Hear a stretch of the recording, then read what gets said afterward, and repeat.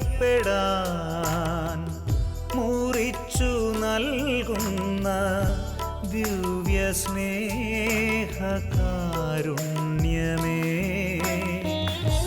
അൾത്താരയിൽ നിന്നും അകതാരിലേക്ക്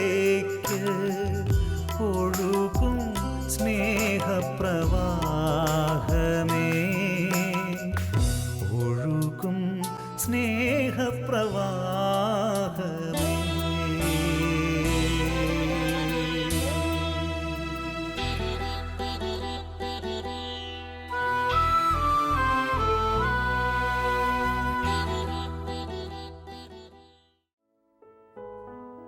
നിങ്ങളുടെ ജീവിതം കുർബാനയ്ക്ക് ചുറ്റും നെയ്യപ്പെട്ടിരിക്കണം. നിങ്ങളുടെ കണ്ണ് കർത്താവിലേക്കു തിരിക്കുക. അവിടുന്ന് പ്രകാശമാണ്. വാഴ്ത്തപ്പെട്ട മദർ തെരേസ. ഈശോയിൽ സ്നേഹമുള്ളവരെ, ബലിയും ജീവിതവും എന്ന ഈ പ്രോഗ്രാമിലേക്ക് ഏവർക്കും യേശുവിൻ്റെ നാമത്തിൽ സ്വാഗതം ആശംസിക്കുന്നു.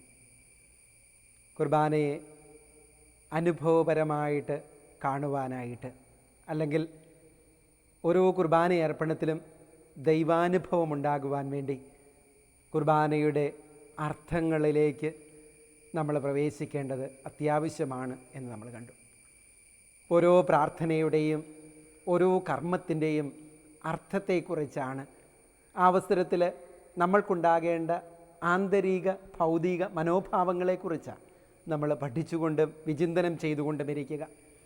കുർബാനയുടെ ആമുഖ ശുശ്രൂഷയിലെ പ്രാർത്ഥനകൾ നമ്മൾ കണ്ടു. വചന ശുശ്രൂഷയുടെ ഭാഗം എന്താണെന്ന് നമ്മൾ കണ്ടു. അതിനുണ്ടായിരിക്കേണ്ട മനോഭാവങ്ങൾ എന്തൊക്കെയാണ് എന്ന് നമുക്ക് മനസ്സിലായി. എത്രയോ ഒരുക്കത്തോടുകൂടിയ വചന ശുശ്രൂഷയെ കാണേണ്ടതെന്നും വലിയ അനുഗ്രഹദായകമാണ് വചന ശുശ്രൂഷയെന്നും നമ്മൾ പഠിക്കുകയുണ്ടായി. വചനം കേൾക്കുന്നത്, വചനം ശ്രവിക്കുന്നത് അനുഗ്രഹദായകമാണെങ്കിൽ എത്രയോ വലിയ അവസരമാണ് സഭ നമുക്ക് ഒരുക്കി തരുക. അനുഗ്രഹം നേടാനായിട്ട് നമ്മുടെ ജീവിതത്തിൻ്റെ തിരക്കുകളുടെ ഇടയിൽ വചനം വായിക്കാനായിട്ട് നമ്മൾക്ക് നേരം കിട്ടാതെ വന്നാൽ പോലും ഞായറാഴ്ച കുർബാനയിൽ വചനം കേൾക്കാനുള്ള അനുഗ്രഹം ദൈവം നമുക്ക് തന്നിരിക്കുന്നു. വചനം അനുഗ്രഹദായകമാണ് കേൾക്കുന്നവർ. അതാണ് വെളിപാട് പുസ്തകത്തിൽ 1-ാം അധ്യായത്തിൽ 3-ാമത്തെ തിരുവചനം എടുത്തുകൊണ്ട് നമ്മൾ കഴിഞ്ഞ എപ്പിസോഡിൽ കണ്ടത്. വചന ശുശ്രൂഷ അവസാനിക്കുന്നത് കാറോസുസ പ്രാർത്ഥനകളോടുകൂടിയാണ്. ദൈവത്തിൻ്റെ കരുണയും ദയയും ഒക്കെ യാചിച്ചുകൊണ്ട് നമ്മുടെ ജീവിതത്തിലെ നമ്മുടെ ആവശ്യങ്ങളും ഏറ്റുപറഞ്ഞ് യാചിക്കുന്ന അവസരം.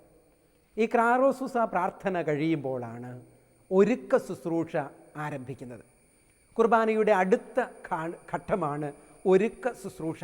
ഈ ഓരോ ഘട്ടങ്ങളെയും കുറിച്ച് നമ്മൾക്ക് കൃത്യമായ ധാരണയുണ്ടാവുകയും അതിൻ്റെ അർത്ഥം മനസ്സിലാക്കി ആ ശുശ്രൂഷകളിൽ നാം പങ്കെടുക്കുകയും ചെയ്യണം. ഒരുക്ക ശുശ്രൂഷ എന്ന് പറയുന്നത് അതിപ്രധാനമായ അനാഫ്രയ്ക്കുള്ള ഒരുക്ക ശുശ്രൂഷയാണ്. ഭൗതികമായ ഒരുക്കവും ആധ്യാത്മികമായ ഒരുക്കവുമുണ്ട് കുർബാനയിൽ. ഭൗതികമായ ഒരുക്കം എന്ന് പറയുന്നത് തിരുവസ്തുക്കൾ ഒരുക്കി ബലിപീഠത്തിൽ സമർപ്പിച്ച് ശോശപ്പ കൊണ്ട് ഇട്ട് മൂടി വയ്ക്കുന്നത്. ആധ്യാത്മിക ഒരുക്കമാണ് വിശ്വാസ പ്രമാണവും മറ്റു പ്രാർത്ഥനകളുമൊക്കെ ചൊല്ലി പുരോഹിതൻ ഒരുങ്ങുന്ന ഒരുക്കം. ഈ ശുശ്രൂഷകളെക്കുറിച്ചാണ് നമ്മളിപ്പോൾ വിചിന്തനം ചെയ്യാനായിട്ട് പോകുന്നത്. നമുക്കറിയാം, അതിപ്രധാനമായ അൾത്താരയിലല്ല അപ്പവും വീഞ്ഞും അനാഫ്രയ്ക്ക് മുമ്പ് വെച്ചിരിക്കുന്നത്. കുർബാനയിൽ അൾത്താരയിൽ മദ്ബഹായിൽ അൾത്താരയിൽ ഇരുവശങ്ങളിലുമുള്ള 2 ചെറിയ ഉപപീഠങ്ങളിലാണ് അപ്പവും വീഞ്ഞും ക്രമീകരിച്ച് വെച്ചിരിക്കുക. അതിന് വലിയ അർത്ഥമുണ്ട്. കാരണം അൾത്താരയുടെ അർത്ഥത്തെക്കുറിച്ച് ഞാൻ മുമ്പ് ഒരു എപ്പിസോഡിൽ സൂചിപ്പിക്കുകയുണ്ടായി. അതിപ്രധാനമായ അൾത്താര ദൈവത്തിൻ്റെ സിംഹാസനമാണ്. അത് കർത്താവിൻ്റെ ഖബറിടമാണ്. അത് ഉദ്ധിതൻ്റെ പ്രതീകമാണ്. അത് സ്വർഗത്തിൻ്റെ പ്രതീകമാണ് എന്നൊക്കെ ഞാൻ പറയുകയുണ്ടായി. അപ്പോൾ ആ അതിപ്രധാനമായ സ്ഥലത്തെ അതിൻ്റെ പൂർണ്ണ അർത്ഥത്തോടുകൂടെ മനസ്സിലാക്കുന്നത് കൊണ്ടാണ് സഭ പ്രധാന അൾത്താരയിൽ ഈ വസ്തുക്കൾ വെക്കരുത് എന്ന് പറയുന്നത്. ചിലരെങ്കിലും എന്നോട് ചോദിച്ചിട്ടുണ്ട്, ഇത് കർത്താവിൻ്റെ ഖബറിടമല്ലേ, കബറിടത്തിൽ നമ്മൾ പൂക്കൾ വയ്ക്കാറില്ലേ? കബറിടത്തിൽ നമ്മൾ തിരി കത്തിക്കാറില്ലേ? പിന്നെ എന്തുകൊണ്ടാണ് ബലിപീഠത്തിൽ പൂക്കൾ വയ്ക്കരുതെന്നും ആ തിരി കത്തിച്ചു വെക്കരുതെന്നും ഒക്കെ പറയുന്നത്?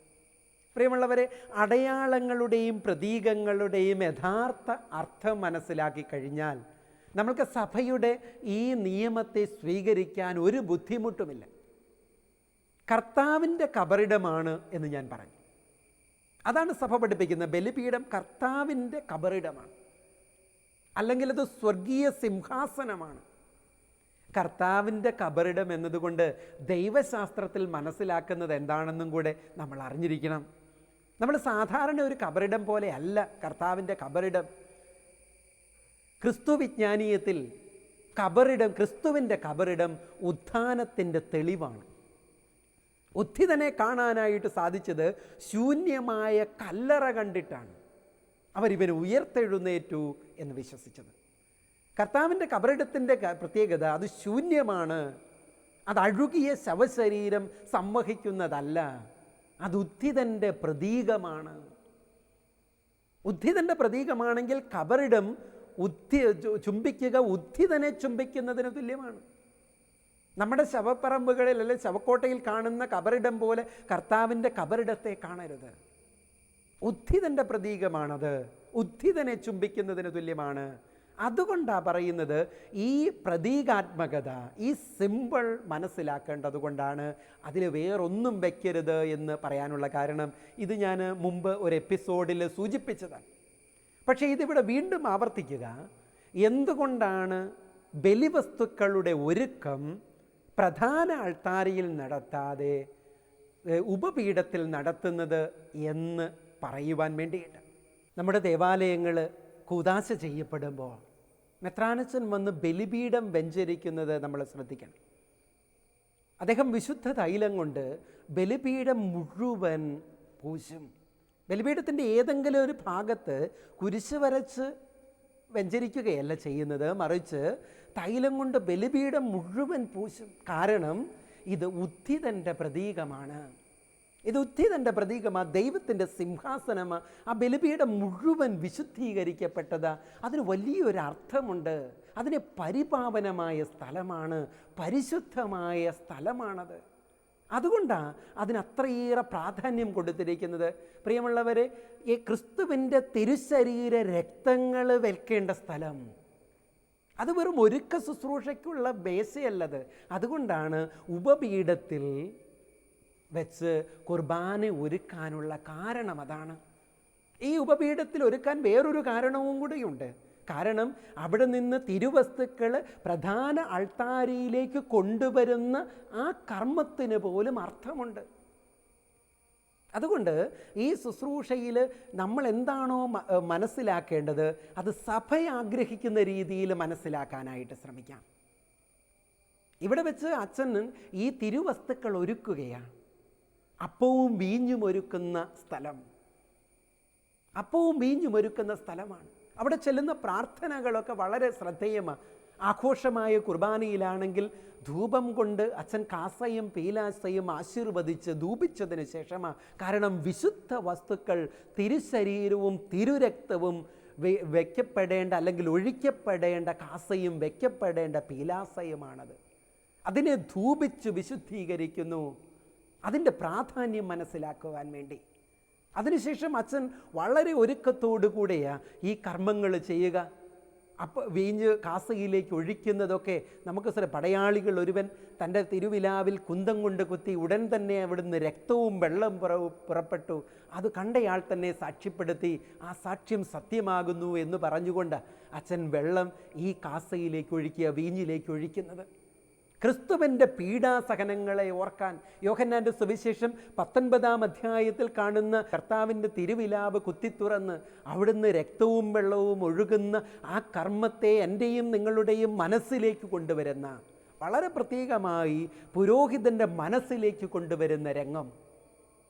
അത്ര ശ്രദ്ധയോടുകൂടി അച്ഛൻ അതൊരുക്കുന്നത്. വീണ്ടും വെള്ളവും വീഞ്ഞും ചേർക്കുമ്പോൾ ക്രിസ്തുവിൻ്റെ ദൈവത്വവും മനുഷ്യത്വവും ചേരുന്നതിൻ്റെ പ്രതീകമാണത്.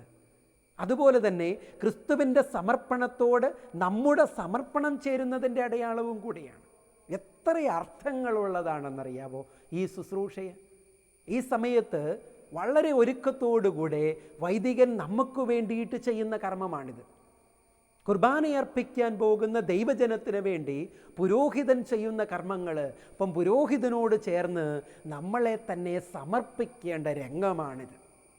പൗരസ്ത്യ ദൈവശാസ്ത്രത്തിലും പാശ്ചാത്യ ദൈവശാസ്ത്രത്തിലും വ്യത്യസ്തമായ സമീപനങ്ങൾ ഇവിടെയുണ്ട് എന്നുള്ളത് നമ്മുടെ മനസ്സിലുണ്ടായിരിക്കണം. ആ പ്രശ്നങ്ങളിലേക്കോ അല്ലെങ്കിൽ അതിൻ്റെ ഉള്ളറകളിലേക്കോ കടക്കാനായിട്ട് നാം ഇവിടെ ശ്രമിക്കുന്നില്ല. ദൈവശാസ്ത്ര ക്ലാസ്സുകളിലൊക്കെ ചർച്ച ചെയ്യുന്ന വിഷയങ്ങളാണവ. എങ്കിൽ പോലും ഒരു കാര്യം നമ്മുടെ മനസ്സിലുണ്ടായിരിക്കേണ്ടതുണ്ട്. ഈ ഒരുക്ക ശുശ്രൂഷയുടെ സമയത്ത് എൻ്റെ ആത്മസമർപ്പണത്തിന് എന്നെ ഒരുക്കുന്നതാണത്. ഈ അപ്പത്തോടും വീഞ്ഞിനോടുമൊപ്പം എന്നെ തന്നെ ഈശോയ്ക്ക് സമർപ്പിക്കേണ്ട നിമിഷങ്ങളാണവ. എന്നെ തന്നെ ഈശോയ്ക്ക് സമർപ്പിക്കേണ്ട നിമിഷങ്ങളാണവ. ക്രിസ്തുവിൻ്റെ ബലിയുടെ വെറും ആവർത്തനമല്ല ഓരോ കുർബാനയും, മറിച്ച് ആ ബലിയോട് എന്നെ ചേർക്കുന്ന നിമിഷങ്ങളാണ് കുർബാന. എന്നെ ചേർക്കുന്ന നിമിഷങ്ങൾ, അവൻ്റെ സമർപ്പണത്തോട് ചേർത്ത് എന്നെ സമർപ്പിക്കുന്ന നിമിഷങ്ങൾ. അതിനായിട്ട് ഞാൻ ഉപയോഗിക്കുന്ന പ്രതീകമാണ് അപ്പവും വീഞ്ഞും. ക്രിസ്തുവിൻ്റെ ശരീര രക്തങ്ങളാകേണ്ട അപ്പവും വീഞ്ഞും എൻ്റെയും ആത്മസമർപ്പണത്തിൻ്റെ അടയാളങ്ങളാണ് എന്നുള്ള വസ്തുത നമ്മൾ മറന്നു പോകരുത്. അപ്പോൾ ഈ ഒരുക്ക ശുശ്രൂഷയിൽ എന്നെ തന്നെ സമർപ്പിക്കുവാൻ സഭയെ ആഹ്വാനം ചെയ്യുകയാണ്. ക്രിസ്തുവിനോട് ചേർന്ന്, അവൻ്റെ കുരിശിനോട് ചേർന്ന് എന്നെ സമർപ്പിക്കാൻ, എൻ്റെ വേദനകൾ, എൻ്റെ ദുഃഖങ്ങൾ, എൻ്റെ സങ്കടങ്ങൾ, എൻ്റെ സന്തോഷങ്ങൾ മുഴുവൻ ഈ തമ്പുരാന് സമർപ്പിക്കാൻ. കാരണം പഴയ നിയമ ബലി സ്വീകാര്യമാകാതെ പോയത് മലാക്കി പ്രവാചകൻ്റെ പുസ്തകത്തിൽ 1-ാം അധ്യായം 10-11 തിരുവചനങ്ങളിൽ ദൈവമായ കർത്താവ് ഇസ്രായേലിനോട് നിങ്ങളുടെ ബലി എനിക്ക് വേണ്ട എന്ന് പറയാൻ കാരണം ആത്മസമർപ്പണമില്ലായിരുന്നു എന്നുള്ളത്. അത് മുമ്പുള്ള ഒരു എപ്പിസോഡിൽ ഞാൻ സൂചിപ്പിച്ചതാണ്. മലാക്കി പ്രവാചകൻ്റെ പ്രവചനത്തിൻ്റെ പ്രത്യേകതയും അർത്ഥവുമൊക്കെ. ഈ ആത്മസമർപ്പണമില്ലാതിരുന്നതുകൊണ്ട് ദൈവം ഇസ്രായേലിൻ്റെ ബലി വേണ്ട എന്ന് പറഞ്ഞു. പ്രിയമുള്ള സഹോദരങ്ങളെ, നമ്മുടെ ബലിയും ആത്മസമർപ്പണമില്ലാത്തതാവരുത്. ക്രിസ്തു സമർപ്പിച്ചതുപോലെ പിതാവിന് തന്നെ പൂർണ്ണമായി സമർപ്പിച്ചുകൊണ്ടുള്ള ബലിയായിരിക്കണം നമ്മുടെ ബലി. അതിനായിട്ടാണ് ഒരുക്ക ശുശ്രൂഷ നമ്മളെ ക്ഷണിക്കുക. ക്രിസ്തുവിൻ്റെ കുരിശുമരണത്തെ എൻ്റെ മനസ്സിലേക്ക് കൊണ്ടുവരാൻ, വേദനയുടെ നിമിഷങ്ങളിലും സങ്കടത്തിൻ്റെ നിമിഷങ്ങളിലുമൊക്കെ പരമപിതാവിന് തന്നെ സമർപ്പിച്ചതുപോലെ എൻ്റെ ജീവിതത്തിൻ്റെ സർവ്വ ദുഃഖങ്ങളുടെ മുമ്പിലും അസ്വസ്ഥതകളുടെ മുമ്പിലും ഉത്തരം കിട്ടാത്ത ചോദ്യങ്ങളുടെ മുമ്പിലും ദൈവത്തിൻ്റെ കരുണയ്ക്ക് മുമ്പിൽ, ദൈവത്തിൻ്റെ കൃപയ്ക്ക് മുമ്പിൽ ക്രിസ്തുവിനെ പോലെ സമർപ്പിക്കാനായിട്ട് എന്നെ ആഹ്വാനം ചെയ്യുന്ന നിമിഷം. ഈ ആത്മീയ ഒരുക്കം നമുക്ക് കുർബാനയിലുണ്ടായേ പറ്റൂ. വൈദികൻ ചെയ്യുന്ന ഈ കർമ്മത്തിൽ ഞാൻ ആത്മനാ പങ്കുചേരേണ്ട നിമിഷമാണത്. വൈദികൻ ചെയ്യുന്ന ഈ കർമ്മത്തിൽ ആത്മനാ പങ്കുചേരേണ്ട നിമിഷം. ഒരുക്കി കഴിഞ്ഞ് തിരിച്ച് ബേമയിൽ വന്നിട്ട് പുരോഹിതൻ പ്രാർത്ഥിക്കുന്ന പ്രാർത്ഥന കാറോസൂസ പ്രാർത്ഥന അവസാനിപ്പിച്ചുകൊണ്ടുള്ള പ്രാർത്ഥനയാണ്. ആ പ്രാർത്ഥനയും ശ്രദ്ധിക്കേണ്ടതാണ്. ബലിവസ്തുക്കൾ ബേസ്കസയിൽ ഉപപീഠത്തിൽ ഒരുക്കി വച്ചിരിക്കുന്നു. എൻ്റെ യാചനകളും പ്രാർത്ഥനകളും കാറോസൂസ പ്രാർത്ഥനയിൽ നമ്മൾ സമർപ്പിച്ചു കഴിഞ്ഞു. അതിനുശേഷം പുരോഹിതൻ ബേമയിൽ വന്ന് ചെല്ലുന്ന പ്രാർത്ഥന ഇപ്രകാരമാണ്: കർത്താവേ, ബലവാനായ ദൈവമേ, അങ്ങയോട് ഞങ്ങൾ വിനയപൂർവ്വം പ്രാർത്ഥിക്കുന്നു. അങ്ങയുടെ കൃപാവരം ഞങ്ങളിൽ നിറയ്ക്കണമേ. അങ്ങയുടെ ദാനങ്ങൾ ഞങ്ങളുടെ കരങ്ങൾ വഴി ഭക്ഷിക്കണമേ. അങ്ങയുടെ കൃപയും അനുഗ്രഹവും അങ്ങയുടെ അജഗണമായ ജനത്തിൻ്റെ കടങ്ങളുടെ പ്രതിക്കും പാപങ്ങളുടെ മോചനത്തിനും കാരണമാകട്ടെ. കൈകൾ വിരിച്ചു പിടിച്ചുകൊണ്ടാണ് അച്ഛൻ പ്രാർത്ഥിക്കുക. കൈകൾ വിരിച്ചു പിടിച്ചുകൊണ്ട് ഉയർന്ന സ്വരത്തിൽ അച്ഛൻ പ്രാർത്ഥിക്കുന്നതാണ്: കർത്താവേ, ബലവാനായ ദൈവമേ, അങ്ങയോട് ഞങ്ങൾ വിനയപൂർവ്വം പ്രാർത്ഥിക്കുന്നു. പുരോഹിതൻ്റെ മനസ്സിലേക്ക് വരേണ്ടത് 134-ാം സങ്കീർത്തനം 2-ാമത്തെ തിരുവചനമാണ്. ഞാൻ നിങ്ങളോട് സൂചിപ്പിച്ചു, കുർബാനയിലെ പ്രാർത്ഥനകളെല്ലാം വചന അധിഷ്ഠിതമാണ്. വചന അധിഷ്ഠിതമാണ്. 134-ാം സങ്കീർത്തനം രണ്ടാമത്തെ തിരുവചനം, ശ്രീകോവിലിലേക്ക് കൈകൾ നീട്ടി കർത്താവിനെ വാഴ്ത്തുവിൻ. കൈകൾ ഉയർത്തി അവിടുത്തെ വാഴ്ത്തുവിൻ. കർത്താവിൻ്റെ ദാസരെ അവിടുത്തെ സ്തുതിക്കുവിൻ. രാത്രിയിൽ കർത്താവിൻ്റെ ആലയത്തിൽ ശുശ്രൂഷ ചെയ്യുന്നവരെ അവിടുത്തെ വാഴ്ത്തുവിൻ. ശ്രീകോവിലിലേക്ക് കൈകൾ ഉയർത്തി കർത്താവിനെ വാഴ്ത്തുവിൻ. ദൈവസന്നിധിയിലേക്ക് കൈകൾ ഉയർത്തി പ്രാർത്ഥിക്കാൻ, ദൈവസന്നിധിയിലേക്ക് കൈകൾ ഉയർത്തി പ്രാർത്ഥിക്കാൻ.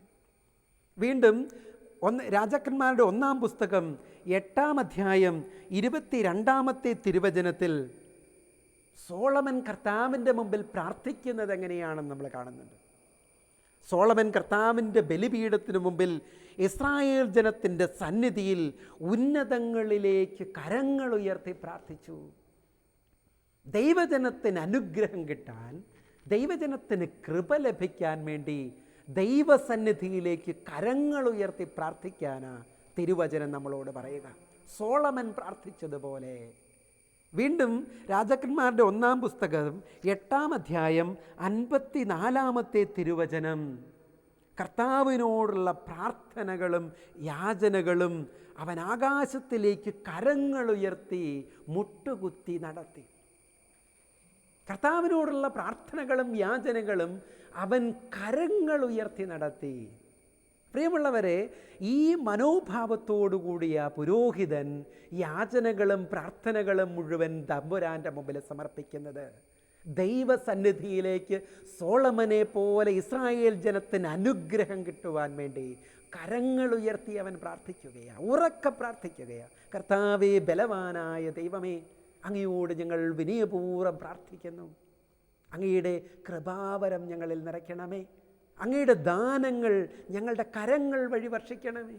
അങ്ങയുടെ കൃപയും അനുഗ്രഹവും അങ്ങ് കാരുണ്യാതിരേകത്താൽ തിരഞ്ഞെടുത്ത അങ്ങയുടെ അജഗണമായ ജനം മുഴുവൻ്റെയും കടങ്ങളുടെ പൊറുതിക്കും പാപങ്ങളുടെ മോചനത്തിനും കാരണമാകണം. ദൈവജനത്തിന് പാപപ്പൊറുതി വാങ്ങിക്കൊടുക്കുന്ന അതിവിശുദ്ധമായ ശുശ്രൂഷയാണ് ഇനി പ്രധാന ബലിപീഠത്തിൽ നടക്കാൻ പോവുക. ആ ശുശ്രൂഷ വഴി എൻ്റെ ജനത്തിന്, അങ്ങയുടെ ജനത്തിന് കടങ്ങളുടെ പൊറുതി ലഭിക്കണം, പാപങ്ങളുടെ മോചനം ലഭിക്കണം. പ്രിയമുള്ളവരെ, ഏത് പുരോഹിതനും ബലിപീഠത്തിൽ വന്നു നിൽക്കുമ്പോൾ ഈ ആഗ്രഹം കൊണ്ട് മനസ്സ് നിറഞ്ഞിരിക്കണമെന്നാണ് സഭ ആഗ്രഹിക്കുന്നത്. എൻ്റെ ജനത്തിന് പാപങ്ങൾക്ക് പൊറുതി കിട്ടണം, എൻ്റെ ജനങ്ങളുടെ പാപങ്ങൾ നീ പൊറുക്കണം. ഈ പ്രാർത്ഥന മനസ്സിൽ സൂക്ഷിച്ചുകൊണ്ട് ഓരോ പുരോഹിതനും ഞായറാഴ്ചകളിൽ കുർബാന അർപ്പിക്കുന്ന എൻ്റെ ഇടവക ജനത്തിൻ്റെ പാപങ്ങൾ അങ്ങ് പൊറുക്കണം, അവർക്ക് വേണ്ടി ഞാൻ പ്രാർത്ഥിക്കുന്നു എന്നുള്ള മനോഭാവത്തോടുകൂടെ. പ്രിയമുള്ള സഹോദരങ്ങളെ, ഈ മനോഭാവം മനസ്സിൽ സൂക്ഷിക്കേണ്ടവനാണ് പുരോഹിതനും അതുപോലെ നമ്മൾ ഓരോരുത്തരും. എൻ്റെ ജനത്തിൻ്റെ പാപങ്ങൾ പൊറുക്കുവാൻ വേണ്ടി സോളമനെ പോലെ ദൈവസന്നിധിയിലേക്ക് കരങ്ങൾ ഉയർത്തി ഞാൻ പ്രാർത്ഥിക്കുന്നു എന്ന ബോധ്യത്തോടുകൂടെ പുരോഹിതനും ഞങ്ങളുടെ പാപങ്ങൾക്ക് പൊറുതി കിട്ടുവാൻ വേണ്ടിയാണ് ഞങ്ങളുടെ വികാരിയച്ഛൻ ദൈവസന്നിധിയിലേക്ക് കരങ്ങൾ ഉയർത്തിയിരിക്കുന്നത് എന്ന മനോഭാവത്തോടുകൂടെയും ബോധത്തോടുകൂടെയും ദൈവജനവും ഈ പ്രാർത്ഥനയിൽ പങ്കെടുക്കണം. ഇവിടെ ഒരു കാര്യവും കൂടെ ശ്രദ്ധേയമാണ്. പ്രാർത്ഥനയിൽ പറയുന്നത്, നമ്മൾ പ്രാർത്ഥിക്കുന്നത്, പുരോഹിതൻ പ്രാർത്ഥിക്കുന്നത് അങ്ങയുടെ അജഗണമായ ജനത്തിൻ്റെ കടങ്ങളുടെ പൊറുതിക്കും പാപങ്ങളുടെ മോചനത്തിനും. സഭ പുരോഹിതനെ ഓർമ്മിപ്പിക്കുന്ന വലിയൊരു സത്യം, തൻ്റെ കൂടെ തൻ്റെ മുമ്പിലിരിക്കുന്ന ദൈവജനം, ആരാധനാ സമൂഹം ദൈവത്തിൻ്റെ ജനമാണ്, ദൈവത്തിൻ്റെ അജഗണമാണ്, ദൈവത്തിൻ്റെ ജനമാണത്. ആ ദൈവത്തിൻ്റെ ജനത്തെ ദൈവം എങ്ങനെയാണ് പരിപാലിച്ചതെന്നറിയണമെങ്കിൽ ഇസ്രായേൽ ജനത്തെ ദൈവം കൊണ്ടുവന്നത് എങ്ങനെയാണെന്ന് നോക്കിയാൽ മതി. ദൈവത്തിൻ്റെ ജനമാണ് എൻ്റെ മുമ്പിലിരിക്കുന്നത് എന്നുള്ള ബോധ്യം പുരോഹിതനുണ്ടാവണം. ദൈവത്തിൻ്റെ ജനമാണ് ഞങ്ങളെന്നുള്ള ബോധ്യം ആരാധനാ സമൂഹത്തിനുണ്ടാകണം. പ്രിയമുള്ളവരെ, ദൈവത്തിൻ്റെ ജനമാണ് എൻ്റെ ഇടവക ജനമെന്ന് അറിയുന്ന ഒരു പുരോഹിതനും അവരെ സ്നേഹിക്കാതിരിക്കാൻ പറ്റില്ല. അത് ദൈവത്തിൻ്റെ ജനമാണ്. ദൈവം എന്നെ ഭരമേൽപ്പിച്ചിരിക്കുന്നതാ. അവന് തിരിച്ചു കൊടുക്കാൻ വേണ്ടി ഒരാൾ പോലും നഷ്ടപ്പെടാതെ തിരിച്ചു കൊടുക്കാൻ ഉത്തരവാദിത്തപ്പെട്ടവനാണ് പുരോഹിതൻ. അതുകൊണ്ടാണ് പുരോഹിതൻ കൈവിരിച്ച് പ്രാർത്ഥിക്കുന്നത്, ഇതിലാരും നഷ്ടപ്പെടരുത്, അങ്ങയുടെ അജഗണമായ ജനത്തിൻ്റെ കടങ്ങളുടെ പൊറുതിക്കും പാപങ്ങളുടെ മോചനത്തിനും ഈ ബലി കാരണമായി തീരണം. പ്രിയമുള്ള സഹോദരങ്ങളെ, കുർബാനയിൽ പങ്കെടുക്കുമ്പോൾ ഈ അർത്ഥം മനസ്സിലാക്കിക്കൊണ്ട് നമുക്ക് പരിശ്രമിക്കാം. ഉപപീഠത്തിൽ ബലിവസ്തുക്കൾ ഒരുക്കുന്ന സമയത്ത് എൻ്റെ ആത്മസമർപ്പണത്തിൻ്റെ അടയാളമായി തീരേണ്ടതാണ് ഈ അപ്പവും വീഞ്ഞും എന്നുള്ള ബോധ്യത്തോടുകൂടെ നമ്മളെ തന്നെ പൂർണ്ണമായിട്ട് നമുക്ക് സമർപ്പിക്കാം. അതിനുശേഷം പുരോഹിതൻ വന്ന് കൈകൾ വിരിച്ച് പ്രാർത്ഥിക്കുമ്പോൾ ഇസ്രായേൽ ജനത്തിന് വേണ്ടി സോളമൻ ദൈവസന്നിധിയിൽ കൈകൾ ഉയർത്തിയ പോലെ എൻ്റെ വികാരിയച്ഛൻ എനിക്ക് വേണ്ടി പ്രാർത്ഥിക്കുന്ന നിമിഷങ്ങളാണെന്നും എൻ്റെ കടങ്ങളുടെ പ്രതിയും പാപങ്ങളുടെ മോചനവുമാണ് ദൈവസന്നിധിയിൽ എൻ്റെ അച്ഛൻ യാചിക്കുന്നതെന്നുള്ള ബോധ്യത്തോടുകൂടെ ആത്മാർത്ഥമായിട്ട് ഈ ശുശ്രൂഷയിൽ നമുക്ക് പങ്കെടുക്കാം. അതിപ്രധാനമായ അനാഫറയിലേക്കുള്ള ഒരുക്ക ശുശ്രൂഷയാണിത് എന്നുള്ള ബോധ്യത്തോടുകൂടെ ഭൗതികമായും ആധ്യാത്മികമായിട്ടും ഒരുങ്ങി നമുക്ക് ഈ ശുശ്രൂഷകളിൽ ഇനിയുള്ള ദിവസങ്ങളിലെ കുർബാനയിൽ പങ്കെടുക്കാം. ദൈവം നമ്മെ അനുഗ്രഹിക്കട്ടെ. എനിക്കു നൽകപ്പെട്ട വരദാനങ്ങളിൽ ഏറ്റവും ശ്രേഷ്ഠം ദിവ്യബലി അർപ്പണമാണ്. ദൈവം തൻ്റെ സ്നേഹാതിരേകത്താലാണ് ഈ രഹസ്യം സ്ഥാപിച്ചത്. അതുകൂടാതെ ഈ ലോകത്തിൽ രക്ഷയുണ്ടാകുമായിരുന്നില്ല. വിശുദ്ധ ഉഡോൺ. പരിശുദ്ധ പരമദിവ്യ കാരുണ്യത്തിന് എന്നേരവും ആരാധനയും സ്തുതിയും പുകഴ്ചയും ഉണ്ടായിരിക്കട്ടെ. പരിശുദ്ധ പരമദിവ്യ കാരുണ്യത്തിന് എന്നേരവും ആരാധനയും സ്തുതിയും പുകഴ്ചയും ഉണ്ടായിരിക്കട്ടെ. നിത്യം സ്തുതിക്ക് യോഗ്യമായ പരിശുദ്ധ പരമദിവ്യ കാരുണ്യത്തിന് എന്നേരവും ആരാധനയും സ്തുതിയും പുകഴ്ചയും ഉണ്ടായിരിക്കട്ടെ.